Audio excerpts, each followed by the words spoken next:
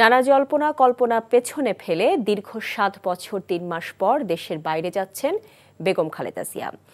এই সফরের মাধ্যমে ৭ বছরের বেশি সময় পর ছেলে তারেক রহমানের সাথেও সাক্ষাৎ হবে তার।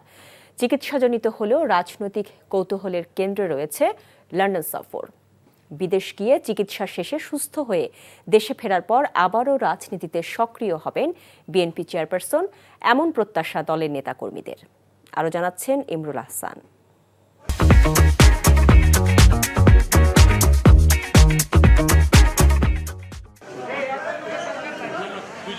দীর্ঘ অনিশ্চয়তা শেষে অবশেষে দেশের বাইরে যাচ্ছেন বিএনপি চেয়ারপারসন বেগম খালেদা জিয়া। চিকিৎসার জন্য এই সফর হলেও এর রাজনৈতিক গুরুত্ব রয়েছে, কারণ ৭ বছরেরও বেশি সময় পর দেখা হচ্ছে মা ছেলের। রাজনৈতিক মহলের দৃষ্টি বেগম জিয়া ও তারেক রহমানের সাক্ষাতে আগামী দিনের রাজনীতি নিয়ে কি আলোচনা হয় সেদিকে। সর্বশেষ ২০১৭ সালে লন্ডনে মা ছেলের দেখা হয়। ওই বছরও চিকিৎসার জন্য সেখানে গিয়েছিলেন খালেদা জিয়া।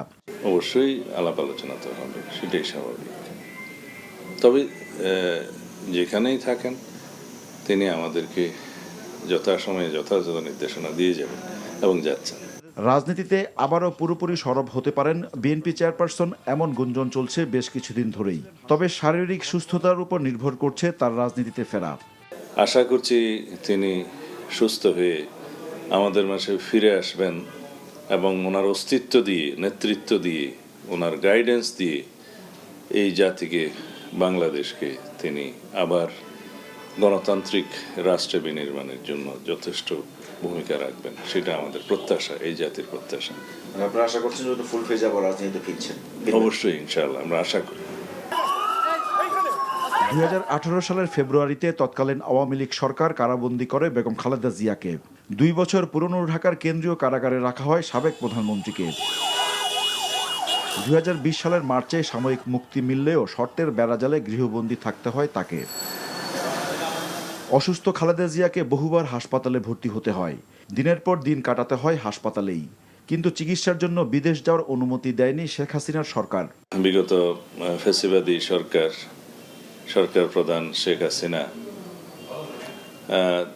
ওনাকে সলিটারি কনফাইনমেন্টে, একাকী একটি স্বেচ্ছাতে বসবাসের অযোগ্য একটা জেলখানার মধ্যে বন্দি রেখে, আমাদের সন্দেহ খুব সম্ভবত ওনাকে স্লো পয়জনিং করা হয়েছে। এটা এখন বেরোবে যথাযথ পরীক্ষা নিরীক্ষা করলে বিদেশে। ছাত্র জনতার গণ অভ্যুত্থানে গত ৫ই আগস্ট স্বৈরাচার শেখ হাসিনার পতনের পরদিন নির্বাহী আদেশে মুক্তি দেওয়া হয় বেগম জিয়াকে। দূর হয় চিকিৎসার সব বাধা। সাবেক প্রধানমন্ত্রী বেগম খালেদা জিয়া দীর্ঘদিন ধরে লিভার সিরোসিস, হৃদরোগ, আর্থ্রাইটিস, কিডনি ও ডায়াবেটিস সহ নানা জটিলতায় ভুগছেন। Imrul Ahsan, NTV news, Dhaka.